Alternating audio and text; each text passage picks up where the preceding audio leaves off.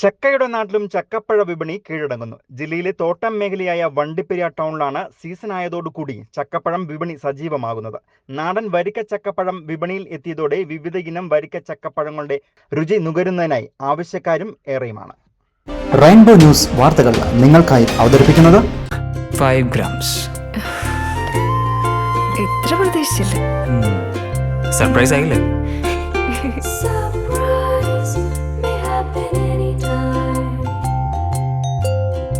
പവിത്ര gold, എന്നും സ്വന്തം. ഒരെണ്ണം കൂടി വാങ്ങായിരുന്നു.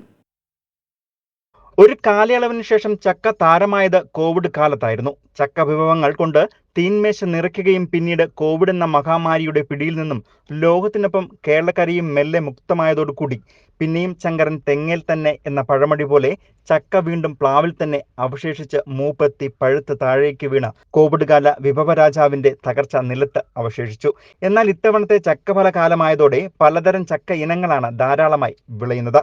ഹൈറേഞ്ചിലെ തോട്ടം മേഖലയായ വണ്ടിപ്പെരിയാർ ടൗണിലാണ് നാടൻ വരിക്കച്ചക്ക വിപണി കീഴടക്കിയിരിക്കുന്നത്.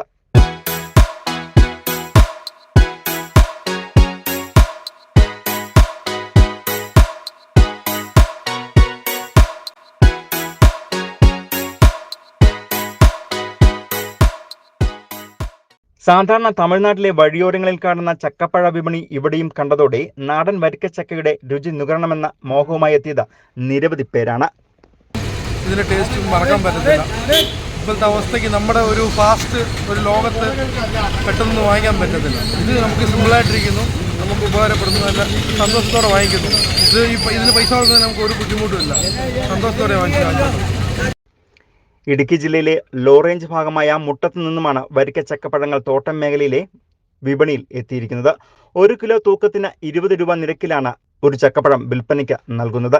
ഇതേ ചക്കപ്പഴങ്ങൾ തമിഴ്നാട്ടിലെ വഴിയോരങ്ങളിൽ വിൽപ്പനയ്ക്കെത്തുമ്പോൾ 50 രൂപ മുതൽ 100 രൂപ വരെ കിലോയ്ക്ക് നൽകേണ്ടി വരുന്നു.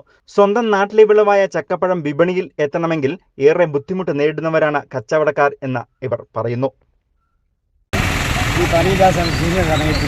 ഈ ചക്ക അവിടെ നിന്നൊക്കെ എനിക്ക് ചെറിയ വിലയ്ക്ക് വിൽക്കുന്നതാണ്. എനിക്ക് 10 രൂപ 40 രൂപ 30 രൂപ വർഷങ്ങളായിട്ട് ചെയ്തിട്ടില്ല. നേരത്തെ ചുമട് പണിയായിരുന്നു അക്കൽ സ്റ്റാൻഡിൽ. ഇപ്പോൾ റിച്ചറായി ജീവിക്കാൻ വഴിയില്ല. ചക്ക എന്തെങ്കിലും നമ്മൾ നാട്ടുപുറത്ത് കൊണ്ടുവരുന്ന ചക്കയാണ്.